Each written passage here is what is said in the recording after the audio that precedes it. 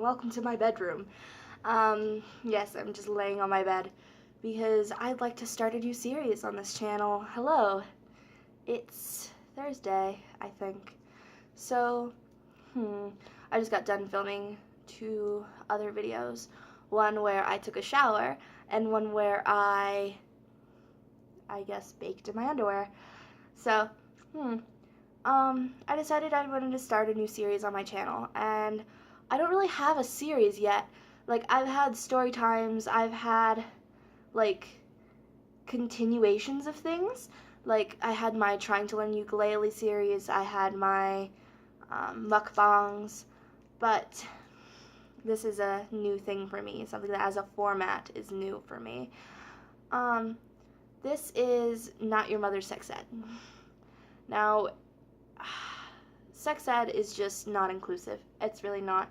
Public school sex ed, while sometimes can be helpful, a lot of times it is strictly abstinent, which isn't really helpful, and it is strictly heterosexual and strictly heteronormative, meaning it only really covers things like oral sex and vaginal penetration. I don't know if you guys know this, but there are other ways to have sex. I'm gonna turn around here because my back hurts from sitting like that, so I'm just gonna lay here. You're gonna see my feet in the background because I know I have foot fets on my channel. That's cool. Some things that I learned, I had to learn the hard way, and I had to learn through pain and bleeding, because sex ed is just not very helpful and not inclusive. So episode 1 is going to be all about, you guessed it, anal sex. I have only really tried anal twice. I tried it with penis and with fingers. And my ex-boyfriend, my fiance at the time, and I were very adamant about not wanting children at that point in time. I was in high school. He didn't really have a job. It just wasn't a good idea for us. So we decided that we would only have sex with condoms or with heavy petting. So instead of having actual penetrative sex, we would do things like touching each other, kissing, oral sex, things of the nature, things that can't get you pregnant. So we decided that we were going to try anal. And our first mistake was not properly preparing for such an endeavor. Instead of, clearly I'm the party without a penis. I was the catcher, if you will, and he was the pitcher. He would be the one doing the penetrating, and I would be the one being penetrated. And we did not stretch me properly, which is problematic. It is highly problematic. If you are going to have anal sex, you need to spend anywhere from 30 minutes to a couple hours preparing that orifice for penetration, because it really isn't meant to be penetrated. You really do need to practice with your anus, because otherwise you will do damage, and that's what we did. We used petroleum jelly as lubricant, Vaseline, and that was another big mistake. You need legitimate lubricants. You need things that are made for sex, things like KY jelly, just general things that are made for sex and made for being used during sex, because otherwise you can get infections, you can get everything from a UTI to generally just nasty stuff. You could get like allergies. It's not good. It's not a good idea. So we tried with petroleum jelly, which is not enough of a lubricant, as I soon learned through pain. We initially decided to start doggy style, which I've heard is a good way to start. Another good way is reverse cowgirl or forward cowgirl. Anything really where the penetrated party can be in control of how quickly and how much penetration is happening at one time. Now, my ex wasn't very careful and didn't want to listen to me when I said that it began to become painful, and he grabbed onto my hips and just kind of kept going. And initially, before we had even started, we had agreed that he would keep going because I'm known to be a little bit of a bitch during sex and need way too much time to get things done. And it's unenjoyable for me at that point because I need to be pushed past that point of pain, essentially, even with vaginal penetration, mainly because a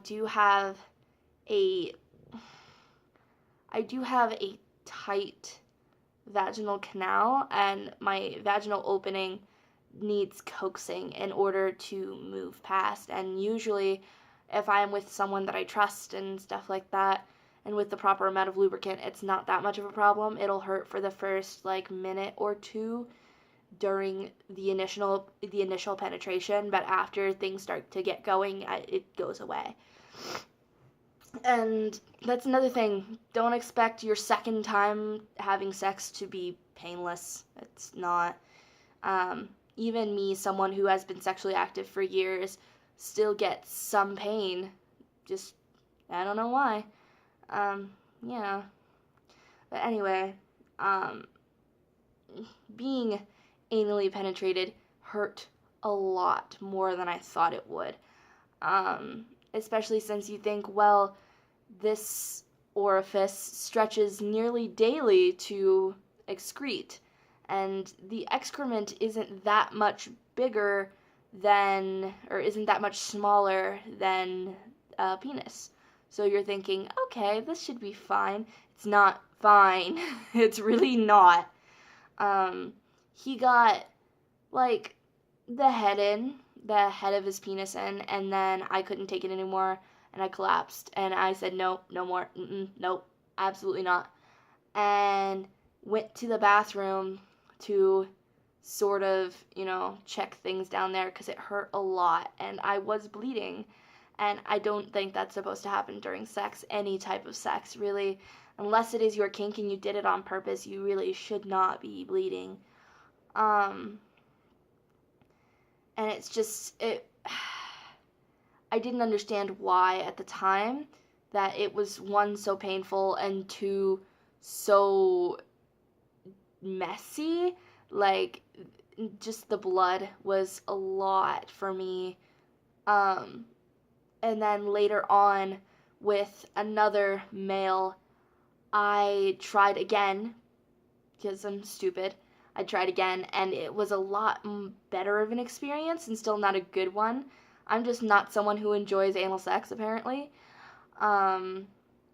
It was a lot less painful because we did use proper stretching techniques. We did use things like dilators, which are something that you can buy. It is kind of like a tampon-ish thing, but just the plastic applicator.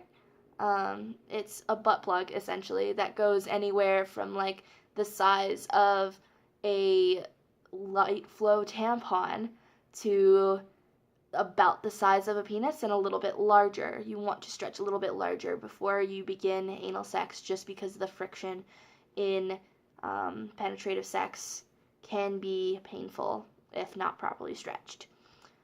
We used the proper lubricant.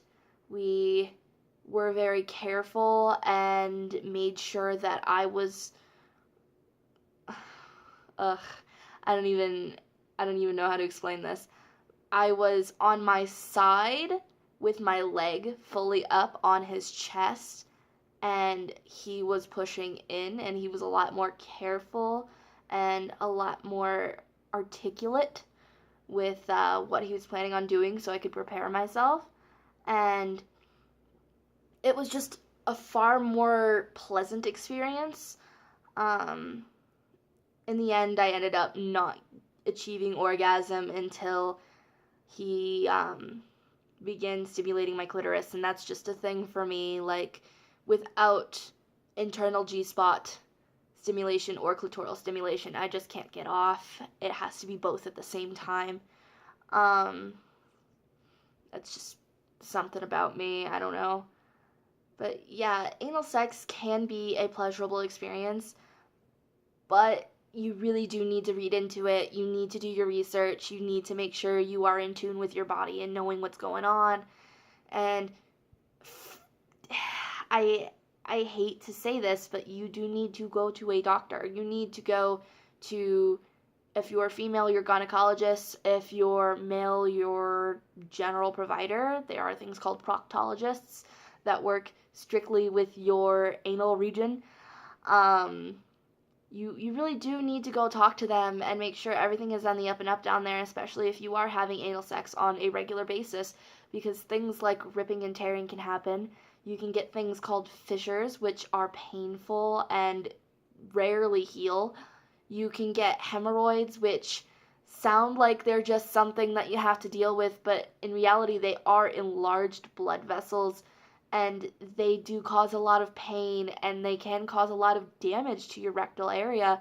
You can get things like prolapse if you are having sex improperly. You really do need to talk to a medical professional if you plan on having anal sex. And you really do need to talk to somebody who knows what they're doing. You need to have a partner who is in tune with you and your body and knows what you like and what you need. And you definitely, definitely, definitely do not want to have anal sex with someone for the first time if you do not 100% trust them. Because, again, doing it improperly can permanently damage you, and that's not something anyone wants. Aftercare. Aftercare is extremely important. Now, you shouldn't be needing to ice your backside, but you definitely do want to take it easy for a couple hours and maybe even a day afterwards, especially first times. First couple of times, you want to clear out a schedule for a day worth of aftercare. And sometimes this aftercare could be sitting on a donut or soft pillows because it is painful. It can just be generally, I don't want to exercise today, I don't want to go to work today, I don't want to sit down in a chair all day. Even if you just need to be laying down on your stomach or on your side for a couple of hours afterwards, that is fine. You are not broken. Needing that kind of care afterwards is okay. And you do want to make sure that everything is clean before and after, meaning you need to get a personal enema or use a douche to clean out your insides, because otherwise fecal matter can get places and it is just unpleasant for everyone involved, unless that's your kink, but generally it is unsanitary and not very nice. You do need to make sure that you are using condoms.